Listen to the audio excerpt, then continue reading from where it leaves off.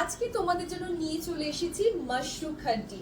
সবার আগে কিন্তু আমি আমার ফেভারিট কালারটা খুলে নিয়েছি, এর আরো কয়েকটা কালার রয়েছে, পুরো ভিডিওটা তোমরা দেখতে থাকো। মাশরু খাড্ডির এই কালেকশন কিন্তু অসাধারণ। এই দেখো, এই চলে যাচ্ছে আঁচল, পুরো ব্ল্যাক আর রেড এর কম্বিনেশনে পুরো শাড়িটা যাচ্ছে।